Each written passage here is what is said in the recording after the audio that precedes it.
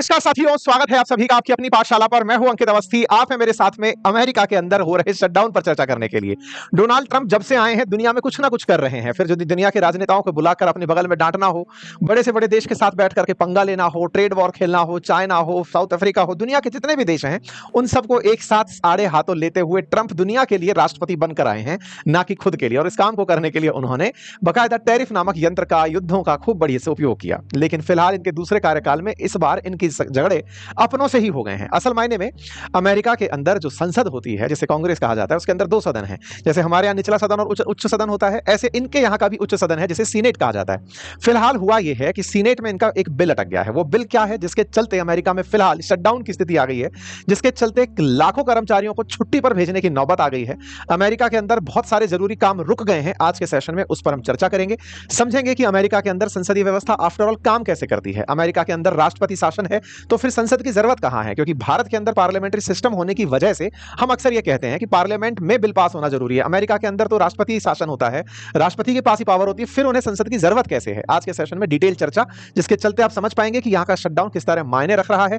America के अंदर जो व्हाइट हाउस है उसकी वेबसाइट पर बाकायदा यह चल रहा है कि डेमोक्रेट्स की वजह से अमेरिका में शटडाउन हुए अब पूरा पूरा एक दिन हो चुका है। अभी जब मैं आपके सेशन के लिए कंटेंट रेडी कर रहा था उस समय दिखा जा रहा था कि इतना देर हो चुकी है शटडाउन हुए, इस तरह से वेबसाइट पर इस बात को फ्लोट किया जा रहा है। ठीक है, अमेरिका के अंदर शटडाउन का मतलब क्या है, आज के सेशन में इसका मतलब जानेंगे। क्या वाकई में अमेरिका में इतनी गरीबी होती है क्या कि बिल पास नहीं होते ही सब खट खट खट खट बटन बंद कर दो, या ये सिंबॉलिक होता है। सारी बातों का मतलब समझेंगे। क्या है वो मतलब कि $37 ट्रिलियन के डेट में है अमेरिका, इससे क्या फर्क पड़ता है, इस तरह की चीजों पर चर्चाएं होंगी। तो दुनिया में फिलहाल जो टॉप इकोनॉमी के रूप में जाने वाला अमेरिका है, वो 2018 के बाद फिर एक बार 7 साल बाद शटडाउन की स्थिति में पहुंच गया है। शटडाउन का मतलब हो गया कि अब अमेरिका के अंदर बहुत सारे जरूरी काम के लिए पैसा नहीं है। अब इस बात को समझने के लिए थोड़ा सा मैं आपको बेसिक जानकारी दे देता हूं, भारत से थोड़ा रिलेट करके आपको जानकारी देता हूं ताकि आप उसे समझ पाएं। भारत के अंदर फाइनेंशियल ईयर हम लोग जानते हैं कि 1 अप्रैल से शुरू होकर 31 मार्च तक जाता है।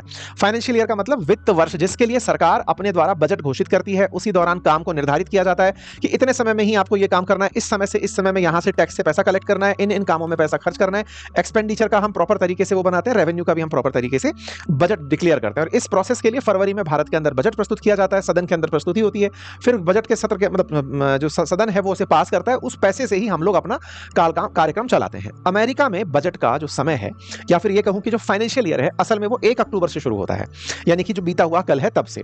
तो 1 अक्टूबर से जब ये कार्यक्रम शुरू होता है तो इसी के लिए इन्हें बजट पास कराना पड़ता है, यानी एक दिन पहले ही ये लोग बजट पास कराते हैं। और जैसे ही बजट पास होता है 1 अक्टूबर से काम के लिए पैसा मिल जाता है और काम चलना शुरू होता है। लेकिन अगर बजट पास नहीं हुआ, जैसे भारत में अगर बजट पास ना हो तो सरकार ही गिर जाएगी, क्योंकि यहां पे लोकसभा का ही रोल होता है, राज्यसभा का बजट पास करने में कोई रोल नहीं होता है। राज्यसभा को केवल अपनी तरफ से सहमति देनी होती है। लेकिन अमेरिका के अंदर लोकसभा और राज्यसभा की तरह जो दोनों सदन है वहां के, हाउस ऑफ कॉमन्स और सीनेट, उन दोनों को परमिशन देनी होती है। और सीनेट की परमिशन में 60% वोट की जरूरत पड़ती है। हमारे यहां तो राज्यसभा से पूछा भी नहीं जाता है, वहां पर सीनेट के 60% वोट की जरूरत होती है। तो ऐसे में होता यह है कि अमेरिका के अंदर जो ये सीनेट वाला काम है, यहीं पर इनका बजट अटका हुआ है, क्योंकि यहां पर इनके पास बहुमत नहीं है। जो डोनाल्ड ट्रंप है, अब देखिए इसके बारे में मैं बता दूं, जैसे भारत के अंदर जब हम बात करते हैं तो बहुत सारी राजनीतिक पार्टियां हैं। बहुत सारी राजनीतिक पार्टियों में कुछ राष्ट्रीय स्तर की पार्टियां, कुछ क्षेत्रीय स्तर की पार्टियां हैं। बड़ी पार्टियों में बात करें तो जनरली हम बीजेपी और कांग्रेस करके बात कर रहे होते हैं। ऐसे ही अमेरिका के अंदर है तो मल्टी पार्टी, लेकिन दिखती दो ही बड़ी पार्टी हैं, डेमोक्रेट्स और रिपब्लिकन्स। खेला बाई पार्टी सिस्टम की तरह से चल रहा होता है कि दो ही नेता हैं। डेमोक्रेट्स के नाम पर बाइडेन को जानते हैं, रिपब्लिकन्स के नाम पर ट्रंप को जानते हैं। ठीक है, भारत के अंदर जिस तरह से बजट आता है और बजट को सदन में पेश होना होता है, लोकसभा से पास होना होता है, उस पर विमर्श होना होता है, उस पर बहस होती है, लेकिन लोकसभा में जिस पार्टी का बहुमत होता है वो बजट पास करा ले जाता है। तो हमारे यहां पर बजट पास कराना जिसकी सरकार है उसके लिए आसान है, लेकिन अगर लोकसभा में भी बजट पास नहीं हो पाया तो समझिए सरकार गिर जाएगी। ठीक है, ऐसे ही अमेरिका के अंदर हाउस ऑफ कॉमन्स और हाउस ऑफ जो सीनेट जो है, उनमें बजट पास जब होने जाता है तो दोनों सदनों से होते हुए जब सीनेट तक पहुंचता है तो सीनेट के अंदर 100 सदस्य होते हैं। और जो 100 सदस्य हैं उनमें से जो वर्तमान संख्या है वो रिपब्लिकन्स यानी ट्रंप की पार्टी वालों की है, लेकिन वो 53 है, यानी बहुमत से तो ज्यादा है, 50 से तो ज्यादा है, लेकिन बजट पास कराने के लिए यह नंबर 60 होना चाहिए। अर्थात इन्हें यह बिल पास कराना है अगर, तो इन्हें डेमोक्रेट्स यानी बाइडेन की पार्टी के लोगों को साथ लेना पड़ेगा। तो इनके पास में जो 53 संख्या आपको यहां दिख रही है, इन्हें 2 निर्दलियों का भी साथ मिल चुका है, तो यह नंबर तो 55 पहुंच गया, प्लस 5 इन्हें और चाहिए थे, वो 5 इन्हें नहीं मिल पाए, तो उस 5 के चलते इनका पूरा पूरा खेल बिगड़ा हुआ है। ठीक है साहब, तो यहां पर मंगलवार के दिन देर रात बिल पर जब वोटिंग हुई तो इन्हें केवल 55 वोट मिले और पास कराने के लिए 60 वोट चाहिए थे, जिसके चलते मामला इनका बिगड़ गया। यहां पर ये वोटिंग के समय इस तरह से यस और नो बोलकर वोटिंग होती है, और सीनेट के अंदर वोटिंग के बाद ही बजट पास किया जाता है। तो आप यहां देख सकते हैं यस में 55 वोट थे, नो में 45 थे। अर्थात इस तरह से कहा जाए कि यह बिल पास हो सकता था यदि बाइडेन वाली पार्टी के यानी कि अपोजिशन वाली पार्टी के डेमोक्रेट्स जो हैं, अगर वो वोट पक्ष में दे देते। कितने लोग पक्ष में दे देते? केवल अगर 5 ही निकल कर आ जाते और वो पक्ष में वोट देते तो ये बिल पास हो जाता। तो अब बताइए, इस तरह बिल पास ना होने पर ट्रंप क्या चिल्लाएंगे? ट्रंप चिल्लाएंगे देखो मैं तो पास कराना चाहता था, इन लोगों ने पास नहीं किया। तो जनता को क्या बताया जाएगा कि देखो अपोजिशन बजट पास ही नहीं होने दे रहा है। जब बजट ही पास नहीं हो रहा है तो ऐसे में अब आपके दिमाग में सवाल बनेगा, तो क्या यहां पर सरकार गिर जाती है? नहीं। राष्ट्रपति जो शासन होता है अमेरिका का, जो प्रेसिडेंशियल फॉर्म ऑफ गवर्नमेंट है, वहां पर टेन्योर की सिक्योरिटी होती है। वहां पर यह नहीं होता है बिल पास नहीं होता तो सरकार गिर जाएगी। हमारे यहां होता है, जब हमारे यहां पर पार्लियामेंट्री फॉर्म ऑफ जो गवर्नमेंट है, यहां पर सदन में बहुमत के आधार पर ही, और सदन में भी लोकसभा में बहुमत के आधार पर शासन चलता है। अमेरिका में टर्म की सिक्योरिटी होती है, इसलिए वहां का राष्ट्रपति बड़ी बोल्ड डिसीजन ले पाता है, क्योंकि उसे पता है 4 साल तक अब आप उसका बाल नहीं बिगाड़ सकते। तो ऐसे में कुल मिलाकर के अमेरिका के अंदर ये जो 55-45 का जो मामला है, ये बिलों पर लागू हो जाता है। तो बिल पर लागू हुआ तो ट्रंप खुल करके अब अपोजिशन को खींच रहे हैं, देखिए इनके चलते हमारे काम अटक गए, इनके चलते पैसा नहीं मिल रहा, सरकार मेरी है लेकिन ये लोग बिल पास नहीं होने दे रहे। अब आपके दिमाग में सवाल बनेगा कि यार ऐसा बाइडेन के लोग क्रूर क्यों हो गए, ट्रंप मतलब जो डेमोक्रेट्स हैं ऐसा क्यों सोच रहे हैं कि बिल पास नहीं होने दिया जाए? ठीक है, तो कुल मिलाकर के सरकारी विभागों को जब पैसा नहीं मिलेगा तो यहां पर यह होता है कि जो गैर जरूरी सेवाएं हैं, जैसे एसेंशियल सर्विस में सेना, स्वास्थ्य, शिक्षा, ये तो चलती रहेंगी, एयर ट्रैफिक ये चलता रहेगा, लेकिन जो गैर जरूरी, जिस तरह से पार्क का मैनेजमेंट है, आर्कियोलॉजी डिपार्टमेंट है, बहुत सारे और सरकारी कर्मचारी हैं, उन सबको छुट्टी पर भेज दिया जाता है, उनकी तनख्वाह या उनके काम के लिए पैसा मिलना बंद हो जाता है। ठीक है, बहुत सारे ऑफिसेज बंद हो जाते हैं। ऐसे में अमेरिका का बहुत बड़ा काम, जिसमें कि लाखों की संख्या में एम्प्लॉयड है लोग, वो बंद हो जाते हैं, जैसे defence department, veteran, homeland justice, agriculture, treasury, health, human, interior, transportation, social security, commerce, इनमें से कुछ विभाग चलते रहेंगे, काफी सारे विभाग इनके अंदर से बंद हो जाते हैं। बंद से मतलब उनके पास काम करने का पैसा नहीं है। ऐसा नहीं है कि ये इतने गरीब हैं कि हैंड टू माउथ है, रोज पैसा कमाएंगे, नहीं। इनको कहा जा रहा है कि अब चूंकि अमेरिका में शटडाउन है, आपके काम को हम कंसीडर ही नहीं कर रहे, तो इससे बेहतर है कि आप छुट्टी पर चले जाओ। तो कर्मचारियों को या तो घर बिठा के तनख्वाह दी जाती है, या फिर उनको काम से निकालने तक की नौबत आ जाती है कि निकाल ही दो फिर इससे अच्छा, तो क्योंकि साहब पैसा ही नहीं है, हम क्या करें।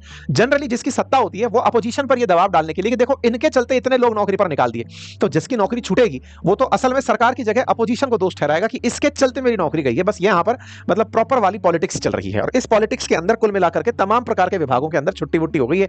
यहां पर यह संख्या हजारों में आपको दिख रही है, कौन से काम इनके रुक जाएंगे। यहां पर दिखा रहे हैं social security, veteran service, flood insurance, housing, disaster relief, small businesses, ये सब यहां पर रुक जाएंगे। इस तरह की जानकारी यहां पर लेटर के माध्यम से निकल कर आती है। अब यहां पर एक और बात, जैसे हमारे यहां पर आप रणधीर जायसवाल साहब को प्रवक्ता के रूप में सुनते हैं देश के अंदर विदेशी मामलों के अंदर, ऐसे इनके व्हाइट हाउस की प्रवक्ता के रूप में आपने इन्हें देखा होगा, कैरोलिना को, कई बार। अब ये खड़े होकर के अपोजिशन पार्टी को कोसने लग रही हैं, और इनका कहना है कि देखिए हम लोगों का बिल पास नहीं हुआ, इसके पीछे हमारे डेमोक्रेट्स ने क्यों रोका, ये समझाने के लिए निकल कर बाहर आती हैं और कहती हैं कि देखिए इसलिए रोका गया क्योंकि जो बाइडेन की पार्टी के लोग हैं वो चाहते हैं कि जो इलीगल एलियंस आ रखे हैं, यानी कि इमिग्रेंट्स आ रखे हैं अमेरिका में, उन्हें भी सोशल सिक्योरिटी मिले, उन्हें भी हेल्थ केयर मिले, उन्हें भी पैसा मिले, उन्हें भी अच्छा अमेरिका में क्या स्वास्थ्य सेवाएं, जैसे भारत के अंदर आयुष्मान कार्ड चलता है, राजस्थान में जैसे मुख्यमंत्री आयुष्मान आरोग्य योजना चलती है, पहले चिरंजीवी चलती थी, तो इस तरह से जैसे हमारे यहाँ पर सोशल सिक्योरिटी के नाम पर फ्री स्वास्थ्य है, ऐसे अमेरिका में इसकी बहुत ज्यादा कड़ाई से पालना होती है। मतलब ये माना जाता है कि सरकार, आप ज्यादा से ज्यादा टैक्स पे करो, बाकी सब चीजें सरकार पर छोड़ दो, वहां रियल में सरकार आपको लाभ देती हुई दिखती है। वहां पर ऐसा नहीं है कि आप टैक्स भी पे कर रहे हो और नुकसान भी उठा रहे हो, वहां टैक्स पेयर्स को पूरी तरह लाभ मिलता है, इसलिए वहां पे सब लोग बहुत ईमानदारी से टैक्स पे करने में बिलीव करते हैं। ऐसे में अमेरिकी सरकार ये नहीं चाहती है कि उसकी जनता का जो टैक्स है उसका उपयोग इलीगल रूप से अमेरिका में जो प्रवेश कर चुके लोग हैं उन्हें मिले, इसलिए इन्होंने बजट में कटौती कर दी उन स्वास्थ्य सेवाओं के लिए जो कि इलीगल इमिग्रेंट्स को लाभ पहुंचाने वाली थी। ऐसा कहना है ट्रंप की तरफ से, सरकार का कहना है।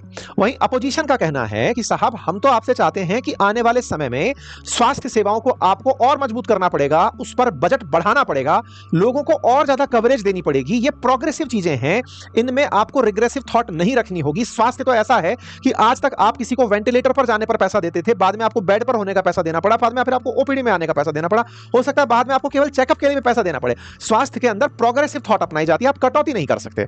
तो भाई साहब इस तरह से बाइडेन के जो लोग हैं वो डिमांड कर रहे हैं कि हमें फंड चाहिए स्वास्थ्य के लिए, और ट्रंप के जो लोग हैं वो कह रहे हैं कि हम स्वास्थ्य के नाम पर पैसा कम करेंगे क्योंकि तुम लोग असल में फायदा दिलवाना चाहते हो जो इलीगल रूप से अमेरिका में एंट्री कर गए। बस इस बात को लेकर के इनके बीच में रस्साकसी चल रही है, और ये तब से चल रही है, मतलब जब से ट्रंप ने वो वन बिग ब्यूटीफुल बिल के बारे में बात की थी ना, तब से। तो अमेरिका के अंदर फिलहाल माहौल ये है कि अब ट्रंप कहना चाहते हैं कि मैं जबरदस्ती के खर्चे को रोकना चाहता हूं, इलीगल लोग जो घुस गए हैं उनको निकालना चाहता हूं, उन्हें लाभ नहीं देना चाहता।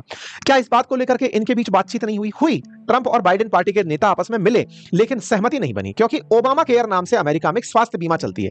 तो Obama health care subsidy program में बहुत सा पैसा और बहुत सारा होलिस्टिक कवरेज है, मतलब इवन इतना तक कवरेज है कि अगर कोई अवैध प्रवासी आ गया, अब वो अमेरिकी जेलों में है, तो जेलों में भी उसे हेल्थ केयर फैसिलिटी कैसे दी जाए, इतना तक वहां पर डिबेट चलता है। अमेरिका अपने आप को इस तरह दिखाता आया है। लेकिन ट्रंप के काल में यह है कि जो इलीगल रूप से आ चुका है वो तो अवैध है ही ना, तो उसको तो पनिशमेंट मिलना चाहिए, उसे हेल्थ बेनिफिट क्यों मिले, उससे उठाकर उसके देश भेजो और अपनों का पैसा अपनों पर खर्च करो। बस इस थॉट के साथ में ट्रंप चले आ रहे हैं।